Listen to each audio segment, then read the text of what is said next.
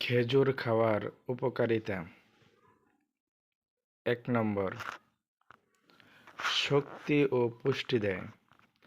খেজুরে রয়েছে glucose, fructose ও carbohydrate যা তাৎক্ষণিক শক্তি দেয়। রোজা ভাঙ্গার জন্য এটি সবচেয়ে উপযুক্ত ফল।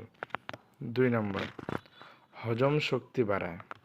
এতে রয়েছে ফাইবার যা কোষ্ঠকাঠিন্য দূর করে। পেটের গ্যাস ও বদহজমে উপকারী। ৩ নম্বর, হৃদয় সুস্থ রাখে।